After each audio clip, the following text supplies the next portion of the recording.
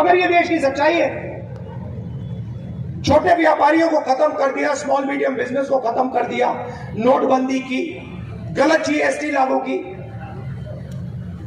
आज सच्चाई है कि इस देश में युवाओं को रोजगार नहीं मिल सकता।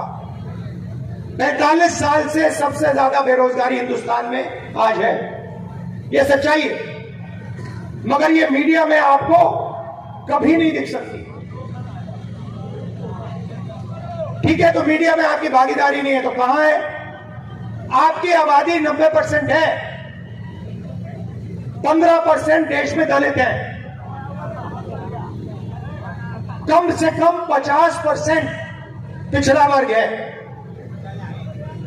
8% आदिवासी है, 5% गरीब जनरल कास्ट के लोग। हिंदुस्तान की 200 सबसे बड़ी कंपनियों की लिस्ट निकालिए, उनकी सीनियर मैनेजमेंट की लिस्ट निकालिए। वही है अदानी, अंबानी, टाटा, बिरला, यही है। और मुझे दिखा दो इन कंपनियों में 200 नाम है, इनके मालिकों में मुझे एक पिछड़ा नाम दिखा दो, एक दलित नाम दिखा दो, एक आदिवासी दिखा दो, एक गरीब जनरल कास्ट का दिखा दो। नहीं मिल सकता है ही नहीं। हिंदुस्तान का 90% पॉपुलेशन ना आपको मीडिया में मिलेगा, ना आपको कॉर्पोरेट इंडिया में मिलेगा।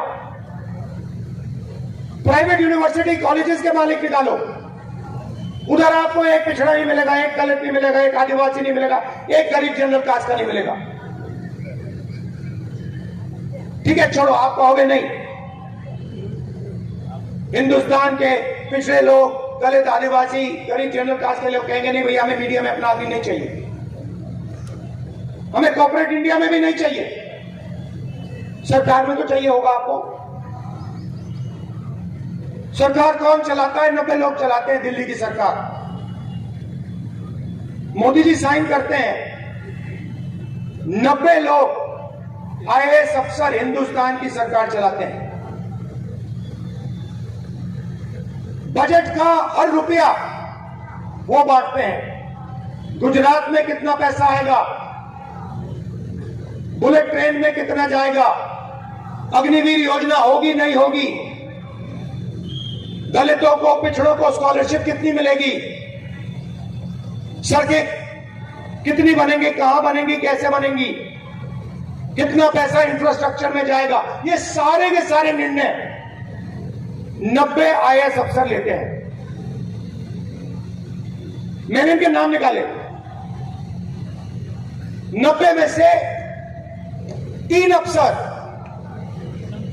पिछड़े वर्ग के हैं और उनको पीछे बैठा रखा है, कोने में छोटा सा डिपार्टमेंट दे रखा है। फाइनेंस मिनिस्ट्री में आपको एक नहीं मिलेगा, बड़ी बड़ी मिनिस्ट्री में आपको एक नहीं मिलने वाला।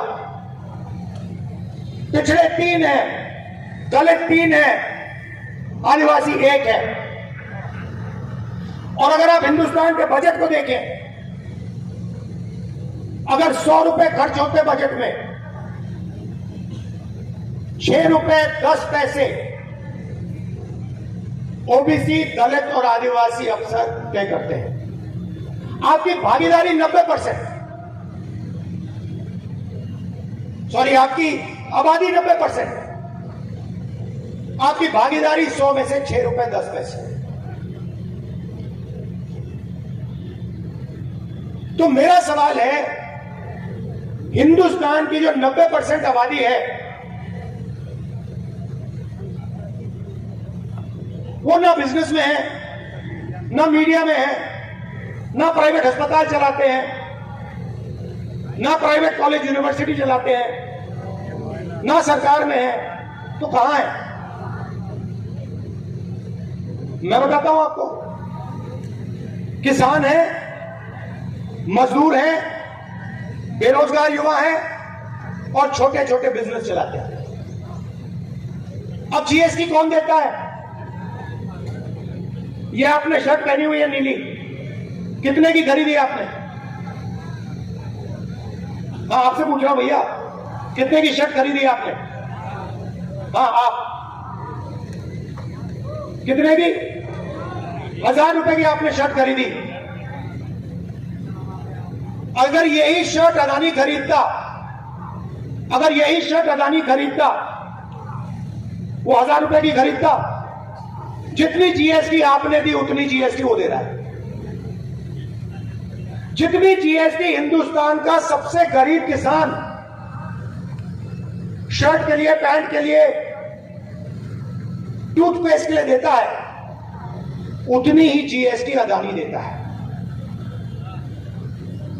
किसान की आमदनी हजारों रुपए में और उसकी हजारों करोड़ों रुपए में, और जीएसटी एक जैसी। तो जीएसटी कौन देता है? 90% देते हैं। गरीब जनरल कास्ट के देते हैं, दलित देते हैं, आदिवासी देते हैं, पिछड़े लोग देते हैं, ये लोग देते हैं। और सवाल उठता है जीएसटी जाता कहां है? सीधा उन्हीं 22 लोगों के जेब में जाता है। 16 लाख करोड़ रुपए जो माफ किया ना, आपने कभी अपने आप से पूछा कहां से आया? ये आसमान से नहीं टपका, ये आपकी जेब में से आया है। आप पेट्रोल भरते हो, आपके जेब से पैसा निकलता है। आप गाड़ी खरीदते हो, जीएसटी पैसा निकलता है। आप शर्ट खरीदते हो, जीएसटी से पैसा निकलता है। आप खाना खाते हो, जीएसटी से पैसा निकलता है। किसान 24 घंटा काम करता है, वो जीएसटी देता है। तो मेरा आपसे सवाल है, अगर हिंदुस्तान के 20-25 अरबपतियों का कर्जा माफ हो सकता है तो किसान का क्यों नहीं हो रहा?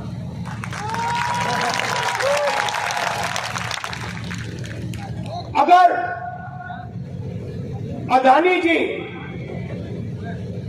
को देश का पूरा इंफ्रास्ट्रक्चर पकड़ाया जा सकता है, जमीन दी जा सकती है, जल, जंगल, airport, port, solar power, wind power, सारा का सारा उनको दिया जा सकता है, तो किसान को મજાના ઉમેદવાર મળ્યા છે ચંદનજી જેવા। હું ગામડે ગામડે સાતલપુર તાલુકામાં અને રાધનપુર તાલુકામાં ફરીથી ત્યારે મને બધા કહેતા હતા, હું પૂછતી હતી કે ઉમેદવાર કેવા છે, તો મને એવું કહેતા હતા કે આપણે ભગત જેવા ઉમેદવાર મળ્યા છે। ત્યારે આપણે સૌ સાથે મળી અને એમને જીતાડવા માટેના જે સંકલ્પ કરીએ આજે, અને આજે જે આપણી વચ્ચે આપણા રાષ્ટ્રીય અધ્યક્ષ, આપણા રાષ્ટ્રીય નેતા ગણી શકીએ, અને જે લોકો માટે થઈને, આપણા માટે થઈને, આપણા ન્યાયની લડત લડવા માટે થઈ અને જો 6700 કિલોમીટરની ન્યાય યાત્રા કરતા હોય, તડકો હોય, વરસાદ હોય, ઠંડી હોય કે બરફ પડતો હોય, છતાં આપણા ન્યાય માટે થઈને, આપણા અધિકાર